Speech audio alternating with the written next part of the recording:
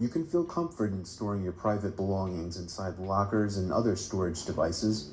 However, sometimes the private belongings found inside these storage devices are rather strange and disturbing. Yeah, so don't go snooping around and shit. Just mind your own business. That's all I'm saying. That's all I gotta say about that. Jesus. Number 10. The only time it's acceptable to keep around a headless doll is the 5 minutes between the dog I thought that shit was real as hell. Hold on. ripping the head off and you discovering it. When someone stores a headless doll among knives, it's most likely a problem. Robert Dewey Hoskins, who was rearrested after escaping from a mental hospital in February of 2012. How do people do that shit? How do people escape from them junks? Where is the security? You would think a mental junk, a mental place, you have security out the ass. But how does somebody just slip away like that? Like, come on, man. Was convicted of threatening to murder Madonna, and that headless baby doll was found in his storage unit in Long Beach. LA Weekly reports on the 10 creepiest items found in the Madonna stalker's storage unit. Besides the headless baby doll and dozens of knives, Hoskins kept a very scary clown mask, a sumo wrestler baby doll, a Barbie backpack, and so much more. You lost me at the clown mask. Number 9. A married couple with 2 kids made a horrific discovery when the mother, Mrs. Copeland, found a safe in her 10-year-old son's room. When questioned about where he got it and its contents, he simply pleaded the fifth. Both parents were unable to get any info out of their son. Eventually, Mr. Copeland was able to pry the safe open and was shocked at what he found inside. The head of their dog that had recently passed and was buried in their yard was stuffed into the safe. Blood poured out of the box as Mr. Copeland screamed in horror. Their son said he loved that dog so much that he wanted to have a part of her forever. Jesus. So he dug up the body, cut off its head with a tiny kitchen knife, and stuffed it in the safe that was found by the mother later on that same day. Number 8. Some people like to take their work home with them, but Dr. Michael Birkland, a former medical examiner, took his work to his storage unit in Pensacola. And when I say work, I'm talking about body parts for more than 100 people. Oh my God! All this creepiness was discovered in August 2012 when some poor soul bought the contents of Dr. Birkland's unit at a storage auction. It seems that Dr. Birkland's hobby included the storing of 10 brains as well as other body parts like lungs, hearts, and tissue samples. Dr. Birkland was thrifty as well as creepy, keeping a heart stored in a styrofoam cup. Police noted that formaldehyde was leaking from the cracked lid. The body parts, which were harvested during private autopsies performed inside funeral homes in Florida, were also found inside Tupperware containers, trash bags, and specimen cups. Interestingly, Dr. Birkland was fired from his job as a medical examiner in 2003 for failing to complete autopsy reports in a timely manner and for keeping a big backlog of cases. Number 7. Unit B8 in U-Store Self-Storage in Clearwater, Florida, held something that couldn't be auctioned off when the family fell behind on payments in January of 2012. When the storage facility manager told the family that the contents were going to be sold, the truth came out.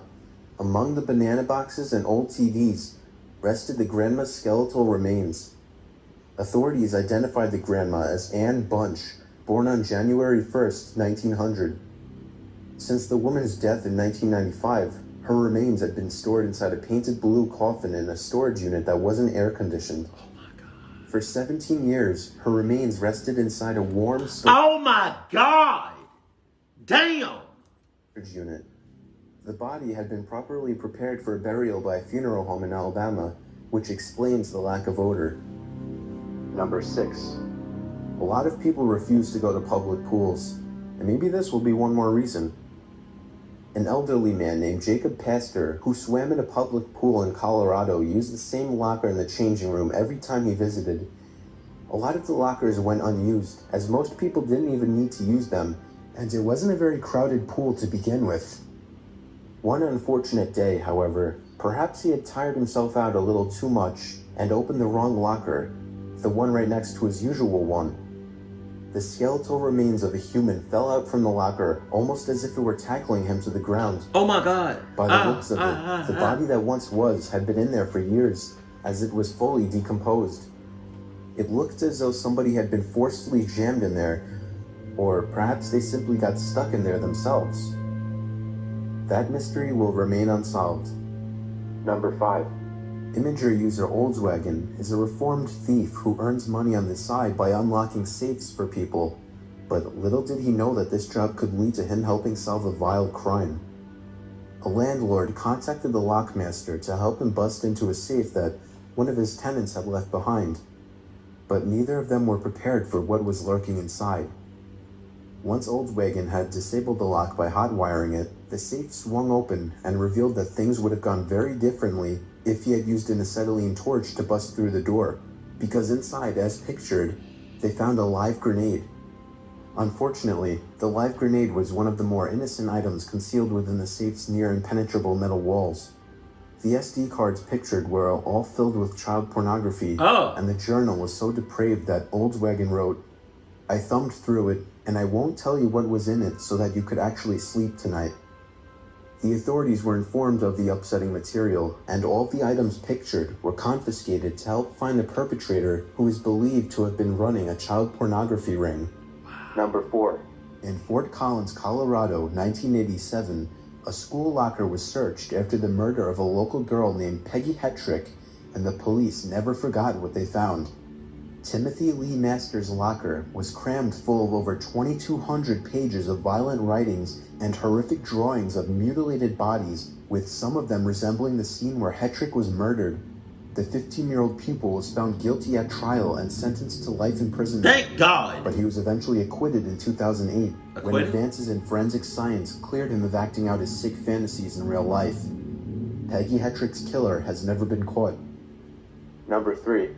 When Mr. Shannon Wisnett bought a barbecue smoker from an auction storage unit, it contained a human leg.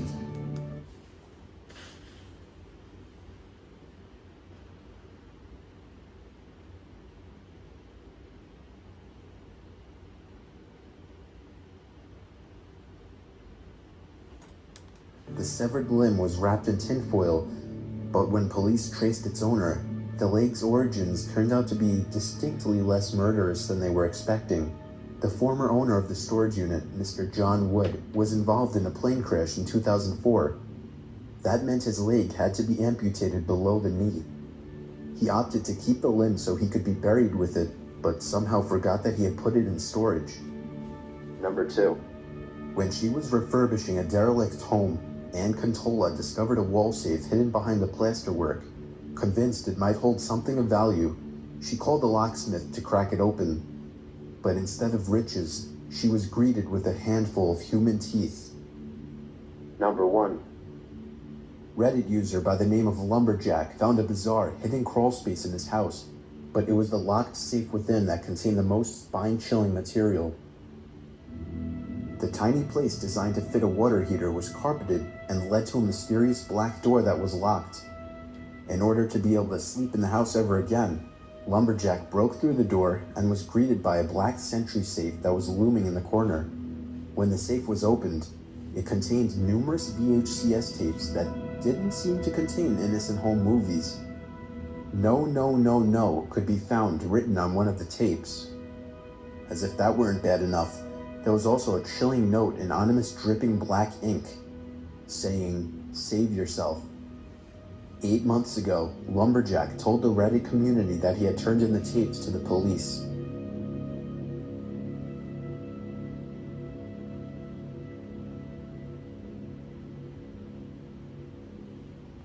I feel like they gotta be like, now, I feel like there gotta be like, what's the names? It has to be like cameras in them storage junks. Not in them per se.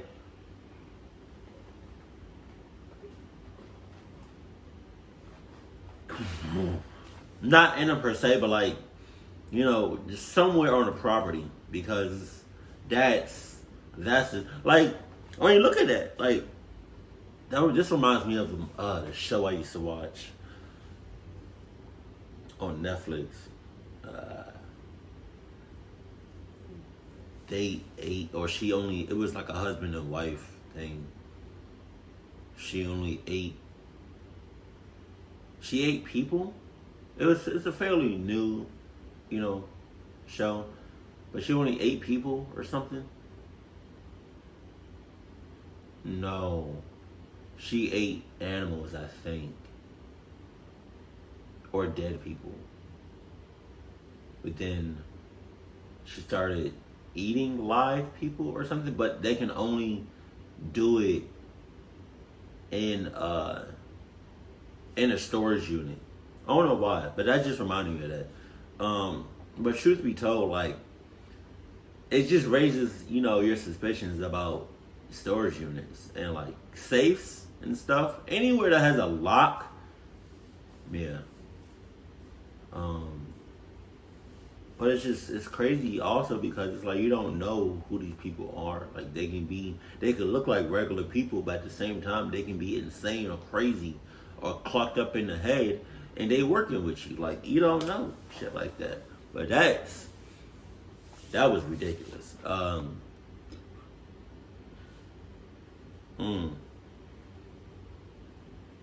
Jesus, them skeleton, them like a real life skeleton like that. That's him.